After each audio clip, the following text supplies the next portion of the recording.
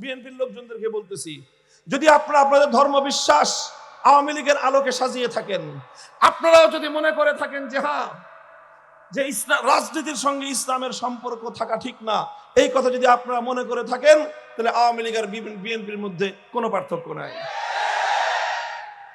আওয়ামী লীগ তাদের অবস্থান পরিবর্তন পরিষ্কার করে দিয়েছে যে তারা ধর্মনিরপেক্ষ।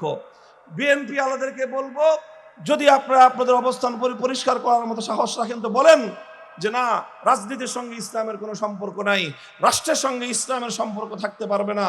এই কথা যেদিন বলবেন সেদিনও আপনাদের ব্যাপারে আমাদের একই বক্তব্য হবে, আওয়ামী লীগের ব্যাপারে আমাদের যে বক্তব্য। সুতরাং এই কথা পরিষ্কার, আগামী দিনে যারা আবার রাজনীতিতে আসবেন বাংলাদেশে, আওয়ামী লীগে যদি আসেন, জবাব পরিষ্কার করে আসবেন। হয় আপনি ধর্মনিরপেক্ষ সেকুলার, না হয় আপনি মুসলিম। যদি মুসলিম হয়ে থাকেন, ধর্মনিরপেক্ষতাকে বাংলাদেশে আমদানি করবার চেষ্টা করবেন না। আর যদি আপনি ধর্মনিরপেক্ষ হয়ে থাকেন, বলে দেন আপনি মুসলিম না, তখন আপনার সঙ্গে আমাদের যা করতে হয় তাই করবো আমরা ইনশাআল্লাহ।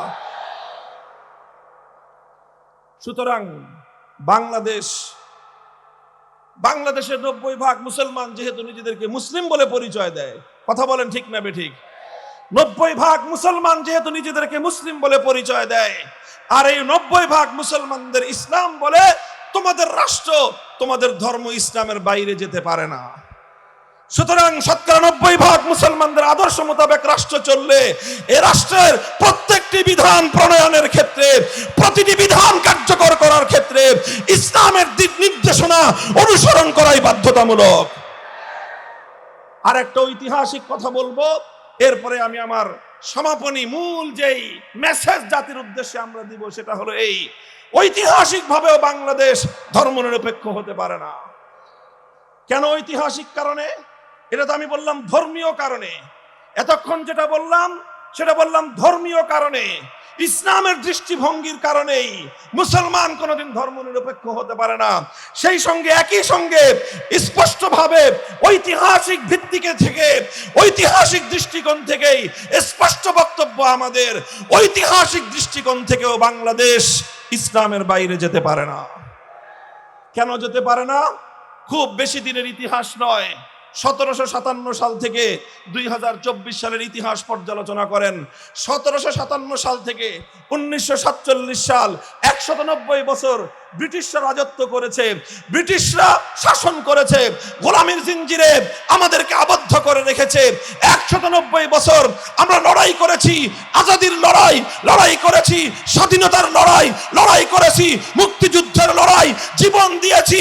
বালাকোটের রণাঙ্গনে শহীদ হয়েছেন সৈয়দ আহমদ রহমতুল্লাহ আলাইহি, যুদ্ধ করেছি শামিলের রণাঙ্গনে, রক্ত দিয়েছেন হাফেজ জামিন শহীদ রহমতুল্লাহ আলাইহি, লড়াই করেছি তাহরিকে রেশমি রুমালে, লড়াই করেছি তাহরিকে আজাদিতে, লড়াই করেছি তাহরিকে খেলাফতে।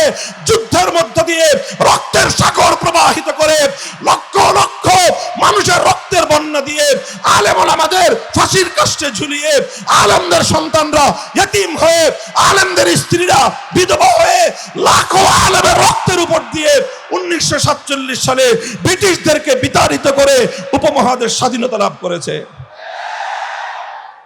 এরপরে 1947 সালে দেশটা যখন স্বাধীন হবে, দেশ যখন স্বাধীন হবে, স্বাধীন হওয়ার আগেই, ব্রিটিশরা এই দেশ ছেড়ে চলে যাওয়ার আগেই প্রশ্ন আসলো এই দেশটা কিভাবে স্বাধীন হবে। কারণ এই দেশে তখন প্রধানত দুই জাতির বসবাস ছিল, হিন্দু এবং মুসলিম। হিন্দু এবং মুসলিম এই দুই জাতির প্রধানত বসবাস ছিল। তখন হিন্দু এবং মুসলিমরা প্রশ্ন তুলল, দেশ কিভাবে চলবে। হিন্দুরা বলল ধর্মনিরপেক্ষ মতবাদে চলবে।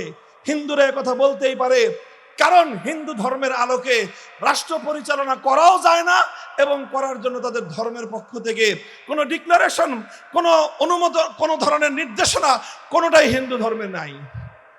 এই জন্য হিন্দুরা বলল রাষ্ট্র চলবে ধর্মনিরপেক্ষ মতবাদ অনুযায়ী। সংখ্যাগরিষ্ঠ মুসলমানরা বলল না, না, ধর্মনিরপেক্ষ রাষ্ট্র পরিচালনার জন্য বালাকোটের রণাঙ্গনে সৈয়দ আহমদ রক্ত দেয় নাই। ধর্মনিরপেক্ষ রাষ্ট্র করবার জন্য 1857 সালের সিপাহী বিদ্রোহ হয় নাই। 1857 সালে শামলীর রণাঙ্গনে হাফেজ জামান শহীদ হয়েছেন, জীবন দিয়েছেন ধর্মনিরপেক্ষ রাষ্ট্র করবার জন্য নয়, বরং তাদের জীবন দেওয়ার উদ্দেশ্য ছিল একটাই, আল্লাহর জমিনে আল্লাহর কোরআনের রাজ কায়েম হবে।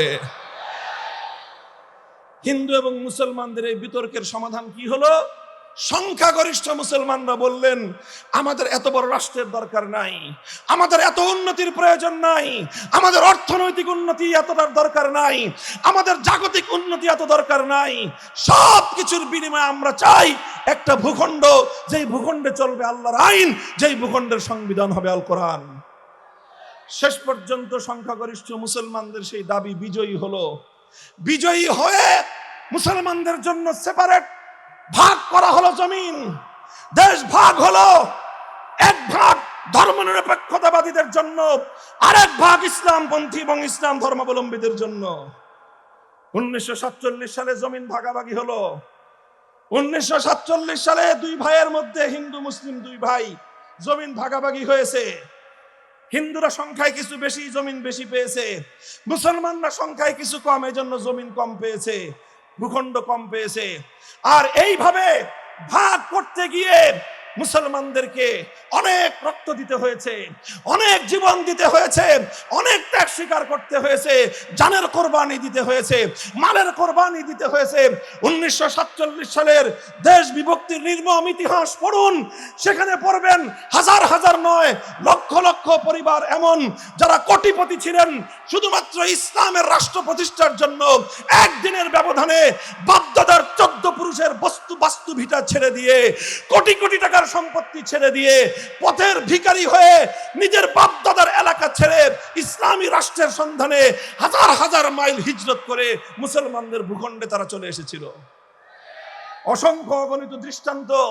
সেই চলতে গিয়ে শুধু সম্পদের কোরবানি দিয়েছে তা নয়, অনেক মা পথিমধ্যে তার কলিজার টুকরা, বুকের ছেঁড়া ধন, নারীর ছেঁড়া ধন সন্তানকে হারিয়েছে।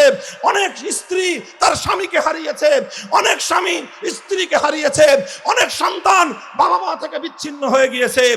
এই সব ত্যাগ আর কোরবানির বিনিময়ে 1947 সালে মুসলমানদের জন্য আলাদা ভূখণ্ড তৈরি হয়েছিল। সেই ভূখণ্ডের জন্য গোটা এই ভারত উপমহাদেশের সব মুসলমানরাই সাফার করেছে, কোরবানি করেছে।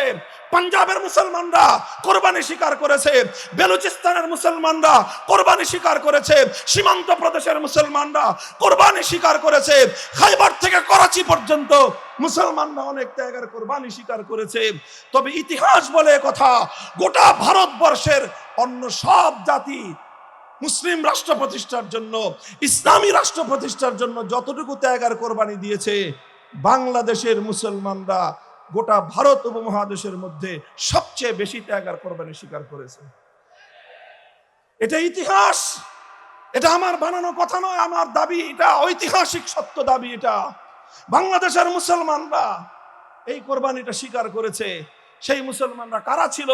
হয় আমার বাবা, আমার দাদা, না হয় তোমার বাবা, তোমার দাদা। আমার এবং তোমার, হে বাংলাদেশের মুসলমানরা, আমার এবং তোমার পূর্বপুরুষরাই একটি ইসলামী রাষ্ট্র গঠন করার জন্য 1947 সালের দেশ বিভাগের সময় সবচেয়ে বড় কোরবানির নজির পেশ করেছে তারা।